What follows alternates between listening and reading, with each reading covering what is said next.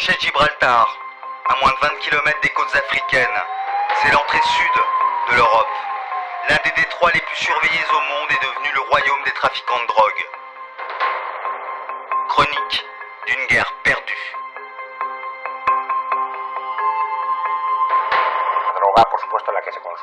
La plupart du hash, consommé en France, en Allemagne, en Angleterre, passe par ici. Des tonnes et des tonnes de drogue ruissellent des montagnes du Rif marocain. Estimation 15 tonnes de hashish par 24 heures. Voici le Maroc et la côte espagnole. C'est une autoroute. Ceux qui vont vers la Méditerranée passent par là. Et ceux qui vont en Atlantique par ici. Il y a une ligne imaginaire qui sépare l'Espagne du Maroc.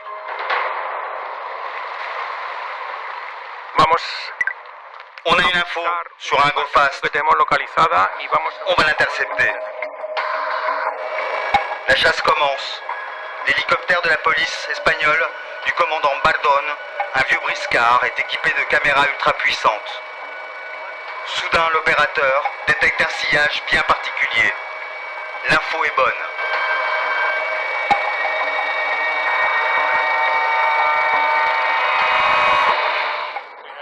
Voilà un go fast. Il y a au moins 1 ou 2 personnes à bord.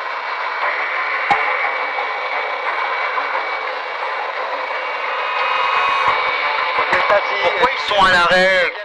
Que font-ils à votre avis? Ils attendent la bonne occasion, le top, pour entrer au Maroc et charger la drogue. Le bon moment. Ce go fast a 4 moteurs. Oui, 4. On dirait un dernier modèle. Ah oui.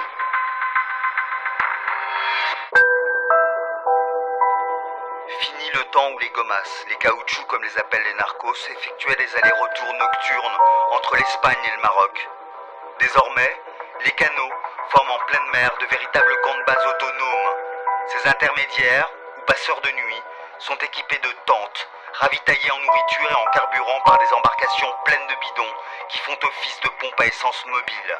Ils peuvent attendre des jours leurs instructions dans les eaux internationales.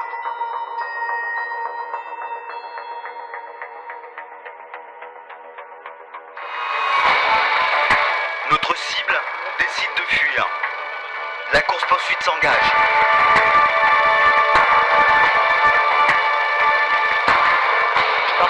Ils mettent les gaz et ils sont prêts à passer quelques jours en mer. Normalement, ils devraient rejoindre un go fast d'appui. Attention, ils jettent des bidons. Oui, ce sont les bidons vides. C'est sûr, ils vont rejoindre une station essence. Combien peut transporter un go fast comme ça? 1000, 2000, 3000 kilos. On ne s'approche pas trop parce qu'ils peuvent être agressifs. On va garder nos distances, c'est dangereux.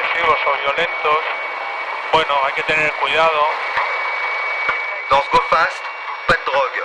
Peut-être un leurre.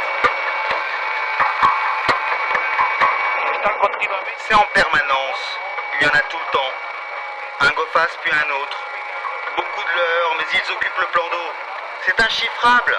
2000 et encore 2000 kilos. Des milliers de tonnes. Je ne sais pas combien.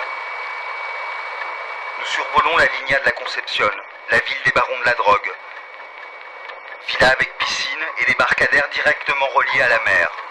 Pas de permis de construire. Dans une impunité totale, les trafiquants ne cachent même pas leur go fast.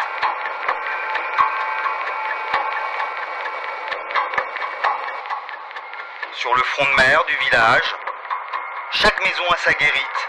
Vue sur le golfe, certaines sont même équipées de radars pour détecter le moindre mouvement des autorités.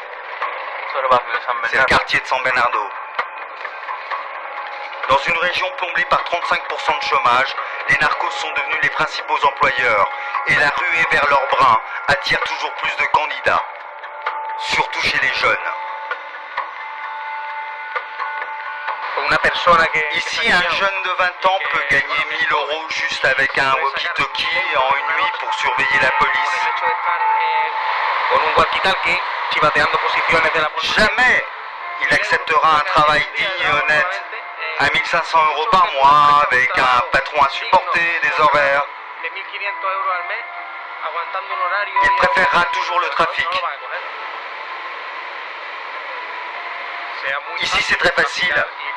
Alors il y a comme une acceptation sociale, comme si c'était légal, une sorte d'impunité. Certaines plages sont célèbres à la Línea de la Concepción. Tout le monde le sait. Comme ce jour-là. Une rumeur couvre la mélodie des vagues et s'amplifie. Il est 16h, lundi 9 juillet à Sabinillas. Un hors-bord de narcotrafiquant fonce sur la plage. Accroché à son train, un hélicoptère de la police. Le bateau s'échoue brusquement. Son conducteur détale. Le voilà! Vas-y, cours! Sur la côte andalouse, la scène s'inscrit désormais dans le folklore, celui qui chaque jour assombrit un peu plus Gibraltar. Toute notre côte est équipée avec un système de surveillance ultramoderne. Zoom-moi sur ce bateau. C'est un voilier. Nos objectifs, d'après nos observations, partent du sud et mettent le cap au nord, à 35 ou 40 nœuds, à grande vitesse. Pour nous, c'est une cible. Y entonces eso es lo que nos va a decir a nosotros qué es esa embarcación.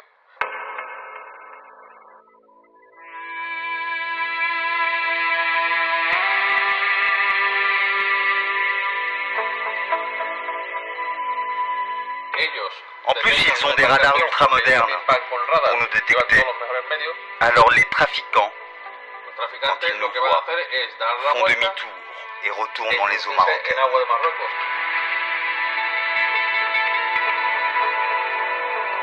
Les dealers font des signes à l'hélicoptère.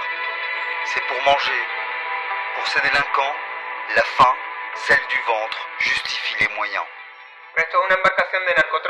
C'est un go-fast rempli de drogue, des bateaux semi-rigides avec 3 moteurs très puissants. Là, ils accostent à la plage. Et il y a un groupe de personnes qui les attend. Ce sont eux qui vont débarquer la drogue vers les 4x4. On voit bien les ballots de drogue qui sont chargés dans ces voitures, évidemment volés. Ensuite, ils filent aux planques. On appelle ça les guarderies, là où ils stockent le hash.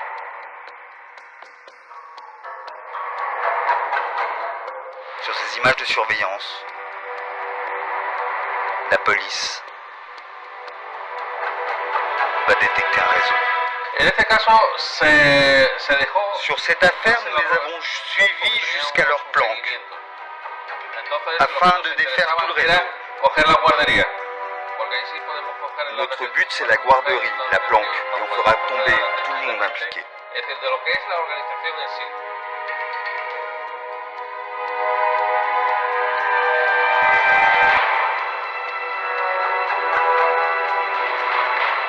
Les garderies sont des maisons de particuliers où est stocké le hashish. Police!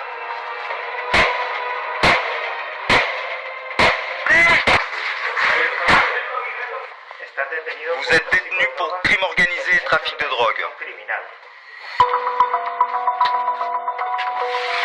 Des centaines de milliers d'euros sont retrouvés disséminés un peu partout dans la maison. Quelques armes. Mais où est la drogue?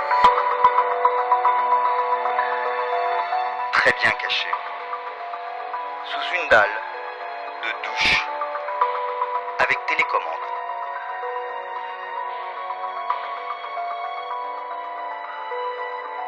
Une centaine de tonnes de hashish sont découvertes dans le sous-sol de la villa.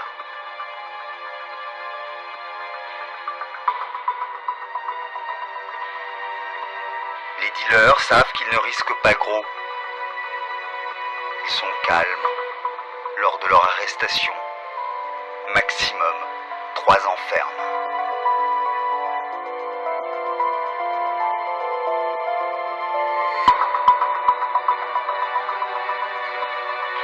À la Línea de la Concepción, on ne sait plus où stocker les centaines de go-fast saisis chaque année. guerre perdue pour le procureur général. Ce n'est pas une guerre perdue, mais c'est une guerre longue. Même si nous déployons des effectifs énormes, ils iraient trafiquer ailleurs, sur d'autres zones, à Malaga. Donc il faut que la pression soit constante. Le trafic de drogue a de beaux jours devant lui à Gibraltar, tant qu'il n'y aura pas de collaboration entre le Maroc et l'Europe.